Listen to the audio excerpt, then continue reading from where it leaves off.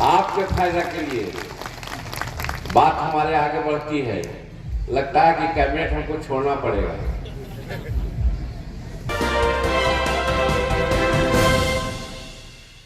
नमस्कार, आप देख रहे हैं सिटी पोस्ट लाइव और आपके साथ मैं हूं अंजलि। आपको अभी की सबसे बड़ी खबर बता दें, जहां पर केंद्रीय मंत्री जीतन राम मांझी ने बहुत बड़ा ऐलान कर दिया। ऐलान कुछ ऐसा है जहां पर वो कहते हुए नजर आते हैं कि मैं केंद्रीय कैबिनेट छोड़ दूंगा। वहीं इस पूरे जानकारी पर चर्चा करने के लिए हमारे साथ जुड़ चुके हैं वरिष्ठ पत्रकार दीपक शर्मा। तो सर, क्या लगता है, एनडीए बिहार में टूट जाएगी? हाँ, आज जीतन राम मांझी ने सनसनी मचा दी है। जीतन राम मांझी ने, अंजलि जी, ऐलान कर दिया है कि ज़रूरत पड़ी तो मैं केंद्रीय कैबिनेट मंत्री का पद छोड़ दूंगा। आप जैसा कि जानती हैं, दर्शक भी जानते हैं कि जीतन राम मांझी इससे पहले भी खूब खरी खोटी सुना चुके हैं। वे यहाँ तक कह चुके हैं कि उन्हें धोखा दिया गया और यह बात भी कह चुके हैं कि वे बिहार विधानसभा चुनाव में औकात दिखा देंगे। वे यह बता भी चुके हैं कि भूइयां मुसहर समाज जो है उसके 70 से 80 लाख मतदाता हैं बिहार में। और आज उन्होंने एक बड़ा संकेत देते हुए ब्रह्मास्त्र चला दिया है। कोई केंद्र में कैबिनेट मंत्री है, केंद्र में कैबिनेट मंत्री का पद कोई छोटा पद तो नहीं है। अब क्या हो गया ऐसा कि जीतन राम मांझी यहाँ तक कहने को विवश हो गए हैं कि ज़रूरत पड़ी तो मैं केंद्रीय कैबिनेट मंत्री का पद छोड़ दूंगा। और वे जनता को, उन्होंने यह ऐलान एक सम्मेलन में किया है और वे जनता को यह कहते हुए नज़र आ रहे हैं, यह बात बताते हुए नज़र आ रहे हैं कि यह जो कुर्बानी मैं देने जा रहा हूँ, वे ऐसा मैसेज देने की कोशिश कर रहे हैं जनता को कि केंद्रीय कैबिनेट मंत्री जैसा बड़ा पद छोड़ने का जो निर्णय मैं अगर ले सकता हूँ, लेने की स्थिति बन सकती है, वह मैं बिहार के जो मेरे समाज के मतदाता हैं उनकी भलाई के लिए, उनके विकास के लिए मुझे यह कठोर निर्णय अगर लेना पड़ेगा तो मैं लूँगा। अब देखिए, नेता जो होता है वह तो इसी तरह की बात कहकर पद छोड़ता है। वो यह नहीं कहता है कि मेरा जो हित नहीं सध रहा था इसलिए मैं पद छोड़ दूंगा। वह तो हमेशा यही कहता है पद छोड़ने से पहले कि मैं जनता के लिए, मैं समाज के लिए, मैं जिन वोटर्स ने मुझे वोट दिया उन वोटर्स के लिए मैं पद छोड़ दूंगा। तो अब क्या ऐसा हो रहा है, क्यों इतने खफा हैं? उन्होंने नाराज़गी जताई कि मुझे पद नहीं की लालसा नहीं है। उन्होंने नाराज़गी जताते हुए कहा कि मुझे पद की लालसा नहीं है। उन्होंने कहा कि मेरी हैसियत, मेरी अहमियत नहीं समझी जा रही है एनडीए में। मुझे झारखंड में एक भी सीट नहीं दी गई, मुझे दिल्ली विधानसभा चुनाव में एक भी सीट नहीं दी गई। और वे कह रहे हैं कि मेरे जो समर्थक हैं, मेरे जो कार्यकर्ता हैं, मेरे समाज के लोग हैं, वे चाहते हैं कि बिहार विधानसभा में मैं 40 सीटों पर चुनाव लड़ूं। अब 40 सीटों की मांग कर रहे हैं वे, और यह भय भी दिखा रहे हैं। उन्होंने रामायण की चौपाई का उदाहरण किया, रामायण की चौपाई को दोहराया। वे कहते हुए नजर आ रहे हैं कि भय बिन होत न प्रीति। वे ये कह रहे हैं, मतलब भय भी दिखा रहे हैं वे, और कह रहे हैं कि अगर बात मान लोगे तो प्रीति है, नहीं तो भय भी दिखा रहे हैं। क्या कह रहे हैं? कह रहे हैं कि अगर सम्मान नहीं मिला तो मैं पद, कैबिनेट मंत्री का पद छोड़ दूंगा। अब एनडीए को संभालने की जिम्मेवारी तो भारतीय जनता पार्टी और जनता दल यूनाइटेड की है। अब देखना यह है कि मांझी के जो, जीतन राम मांझी का जो इतना ज़्यादा जो गुस्सा फूट रहा है, इसे कैसे शांत करती है भारतीय जनता पार्टी, इसे कैसे शांत करते हैं नीतीश कुमार। जैसे कि ये बहुत बड़ा ऐलान होता है, बहुत बड़ा बयान उन्होंने दिया है, तो ये अब क्या लगता है वो सच में? एक बार बयान ही दिखा दीजिए उनका दर्शकों को। तो सबसे पहले आप देखें उनका वो बयान जिसके ऊपर हम ये चर्चा कर रहे हैं। आप देखें वो बयान। अभी झारखंड में हमको नहीं मिला, ठीक है, हम नहीं मांगे थे, नहीं मिला। दिल्ली में भी नहीं मिला, कहते हैं कि हम नहीं मांगे थे, नहीं मिला। लेकिन ये कोई न्याय है क्या? हमारा कोई अस्तित्व नहीं है? अगर नहीं है तब तो हमको नहीं दिया गया। इसीलिए आज ही जमालपुर का मीटिंग का एक अहम है। देखें एनडीए के लोग, कल हम धनगाई में थे, इंटीरियर इलाका में इसी तरह की इतनी भीड़ थी। परसों जहानाबाद में थे, इसकी दुगना भीड़ थी। जब भीड़ हमारे साथ आ रही है, जनमानस हमारा है, वोटर लोग हमको देने को तैयार हैं, तो फिर सीट हमको क्यों नहीं मिले? हमको ये करना है, ये प्रश्न करना है लोगों से। तो हम नहीं मांगेंगे। हम कहना चाहते हैं, हम हरियाणा नहीं चाहते हैं कि हमको कितना सीट दे दो, लेकिन मैं कहता हूं कि जो मेरा वजूद है उसके आधार पर हमको सीट दो।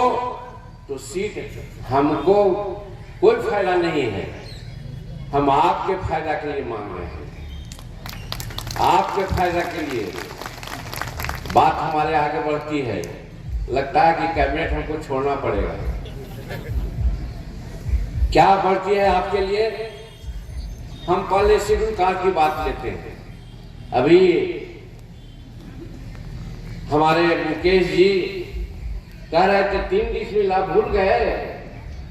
जीतन मांझी मुख्यमंत्री बना था तो कानून बना दिया था कि 5 डिसमिल जमीन हम देंगे, तो आप 3 डिसमिल की मांग क्यों कर रहे हैं? 5 डिसमिल की मांग होना चाहिए। क्या 5 डिसमिल मिली है जमीन किसी को? हम नहीं समझते किसी को नहीं मिली है, तो क्या इसका मांग नहीं करेंगे? एक बात। दूसरी बात, हमारे के यहाँ 17-18 लाख एकड़ जमीन है, चाहे वो भूमि सुधार का हो, चाहे हदबंदी का हो, चाहे बिहार सरकार का हो। और हमारे के यहाँ भूमिहीनों की संख्या कितनी है? 12 लाख के आसपास। तो 12 जोड़े 18, अगर 1.5 एकड़ जमीन भी दे दी जाती है तो हमारा शेड्यूल कास्ट परिवार चाहे जो भी भूमिहीन हो 1.5 एकड़ का मालिक हो जाएगा। क्या ये मांग नहीं करना चाहिए? ये हमारी भूख है, हम मांग करते हैं। और ये मांग मेरे भाइयों बहनों, कहा गया है रामायण में कि विनय न मानहि जलधि जड़, गए कै दिन बीत, बोले राम सकोप बस, भय बिनु होहि न प्रीत, भय बिनु होहि न प्रीत। और वो भय क्या है? हम तलवार उठाएंगे, हम बंदूक उठाएंगे? भय यही है। हमारे वर्कर कह रहा है कि 40 सीट दो, हम कहते हैं कि अगर 20 सीट लेकर के विधानसभा में आएंगे तो दूसरे दिन ये सब काम हम करवा देंगे बिहार विधानसभा में। इसके लिए हम आपके पास आए हैं,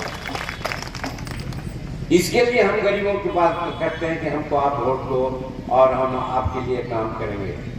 तो ये तो सिर्फ गरीब की बात नहीं करते हैं, हम सब समाज की बात करते हैं।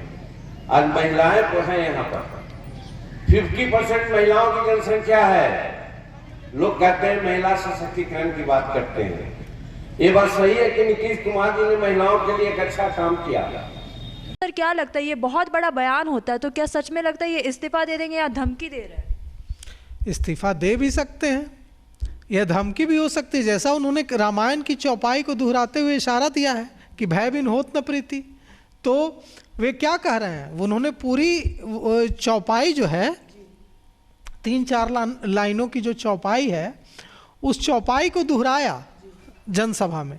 उन्होंने कहा कि वो उस प्रसंग को दोहराया कि राम जो है यह कहते हैं कि बिना भय के प्रीति नहीं होती है। तो आप समझने की जरूरत है यहाँ कि हो, अगर उनकी मांग, वे मांग कर रहे हैं कि 40 सीटें मुझे दी जाए बिहार विधानसभा में चुनाव में, बिहार विधानसभा चुनाव में हमको 40 सीटें चाहते हुए, हम के लिए 40 सीटों की मांग कर रहे हैं। लेकिन साथ ही वे दूसरा रुख भी दिखा रहे हैं। वे कह रहे हैं कि अगर मैं 20 सीटें लेकर बिहार विधानसभा चुनाव में विजयी होता हूं, 20 सीटें हम के पास 20 विधायक हो जाते हैं, तो हम आपकी गरीबी दूर कर देंगे। तो हम बिहार विधानसभा में इतनी मजबूती से खड़े होंगे कि अपने समर्थकों से कह रहे हैं कि आपके लिए लड़ सकेंगे। और इसलिए इस लड़ाई को जारी रखने के लिए यह ज़रूरी है कि हमारे हाथ में ताकत हो, और हमारे हाथ में ताकत तभी होगी जब कम से कम हमारे 20 विधायक होंगे।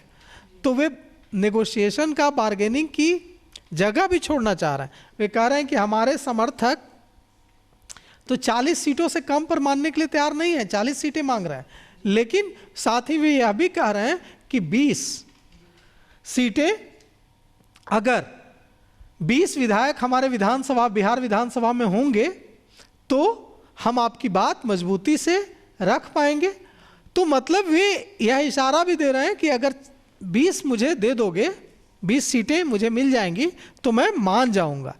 जैसा कि आप जानती हैं, दर्शक भी जानते हैं, हम बता दें एक बार फिर से कि लालू प्रसाद यादव की तरफ से भी जीतन राम मांझी को ऑफर मिल चुका है। जीतन राम मांझी को लालू प्रसाद यादव भी अपने साथ लाना चाहते हैं और उन्होंने, उनकी तरफ से जीतन राम मांझी को 20 सीटों का ऑफर दिया गया है। अब अगर जीतन राम मांझी की बात नहीं सुनी जाती है एनडीए में, तो इशारा तो कर ही दिया इन्होंने कि मैं कैबिनेट पद, मंत्री का पद छोड़ दूंगा। फिर बीजेपी के साथ देखिए, पहले ही पशुपति पारस को ले उड़े हैं लालू।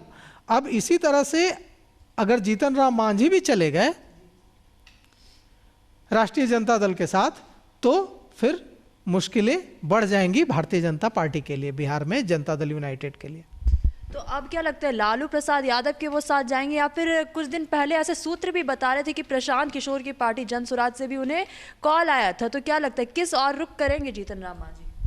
नहीं, देखिए, अगर वे एनडीए में नहीं रहते हैं तो फिर लालू के साथ ही जाएंगे, राजद के साथ ही जाएंगे, तेजस्वी के साथ ही जाएंगे, क्योंकि उनको वे तो सत्ता, अगर वे अपने समुदाय से, अपने समाज के लोगों से यह कह रहे हैं कि मैं सत्ता, अगर आप मेरे हाथों में ताकत दीजिएगा तो मैं सत्ता में आऊँगा, या हमारे बिहार विधानसभा में 20 विधायक होंगे तो हम आपकी गरीबी दूर करेंगे, हम आपके लिए लड़ेंगे, आपकी बातों को मजबूती से उठाएंगे, आपको न्याय दिलाएंगे, तो ये ताकत तो उनको लालू या नीतीश या मतलब या तो एनडीए या महागठबंधन, इंडिया अलायंस में रहकर ही ताकत मिल सकती है। वो प्रशांत किशोर के साथ जाने से तो नहीं मिल सकती है। तो निश्चित रूप से ऑफर तो हर कोई चाहता है कि हमारे साथ ज़्यादा से ज़्यादा पार्टियां आएँ, हम मजबूत हों। लेकिन अगर एनडीए छोड़ते हैं जीतन राम मांझी, तो निश्चित रूप से वे लालू प्रसाद यादव की पार्टी राष्ट्रीय जनता दल का रुख करेंगे। अब सबसे अहम सवाल यह है कि वो इतने ज़्यादा क्यों नाराज़ हैं? नाराज इसलिए हैं क्योंकि उनको लग रहा है कि जीतन राम मांझी सीनियर नेता है और जीतन राम मांझी को अहमियत नहीं मिल रही है एनडीए में। उनको दिक्कत चिराग पासवान से है। उनको लग रहा है कि चिराग पासवान जूनियर हैं, मैं सीनियर हूँ, मैं बिहार का मुख्यमंत्री रहा हूँ और मुझे अहमियत नहीं मिल रही है। अहमियत मिल रही है चिराग पासवान को। चिराग पासवान को भारतीय जनता पार्टी ने झारखंड में सीटें दी, चिराग पासवान को भारतीय जनता पार्टी ने दिल्ली विधानसभा चुनाव में सीट दी। तो यह बात जीतन राम मांझी को नागवार गुजर रही है। जीतन राम मांझी को लग रहा है कि मेरी उपेक्षा हो रही है और एनडीए में चिराग पासवान को अहमियत दी जा रही है, और यही वजह है कि यह बात उन्हें इतना साल रही है, इतनी तकलीफ दे रही है कि वे अपनी उपेक्षा से नाराज कम हैं और चिराग पासवान को ज़्यादा अहमियत मिलने से नाराज ज़्यादा हैं। तो अब अगर चिराग पासवान तो कंटिन्यू करेंगे, चिराग पासवान कंटिन्यू करेंगे एनडीए में, तो अगर वे रुख कर लेते हैं जीतन राम मांझी राष्ट्रीय जनता दल का, लालू प्रसाद यादव की पार्टी का, तो निश्चित रूप से इससे राष्ट्रीय जनता दल को, महागठबंधन को, पहले मुकेश सहनी वहाँ हैं, कांग्रेस वहाँ है, तमाम वामपंथी दल वहाँ हैं, पशुपति पारस वहाँ होंगे और जीतन राम मांझी भी वहाँ होंगे। वामपंथी दलों को भी आप कम नहीं आंक सकते, उनका एक मजबूत वोट बैंक है। और जीतन राम मांझी अगर जाते हैं उनके साथ महागठबंधन में, तो वामपंथी दलों का जो आधार क्षेत्र जो है, जो वोट बैंक है, वो वही उस वोट बैंक है जो जीतन राम मांझी का वोट बैंक है। तो अगर जीतन राम मांझी महागठबंधन में जाते हैं, बिहार में इंडिया अलायंस में जाते हैं और साथ चुनाव लड़ते हैं, तो इससे उनका परफॉर्मेंस बेहतर हो सकता है और उनके जाने की वजह से वामपंथी दलों और आरजेडी का भी परफॉर्मेंस बेहतर हो सकता है। तो अभी आगे देखने वाली बात है कि वो अपने पद से असल में वो इस्तीफा देंगे या फिर लालू तेजस्वी की ओर रुख करेंगे। ये देखने वाली बात है, सोचने वाली बात है। इसकी जानकारी हम आपको सबसे पहले पहुंचाएंगे। तो फिलहाल इस खबर में बस इतना ही। इसी प्रकार की खबरों के लिए बने रहिए सिटी पोस्ट लाइव के साथ। आपका धन्यवाद। वीडियो को लाइक करें, शेयर करें और चैनल को सब्सक्राइब करना बिल्कुल ना भूलें।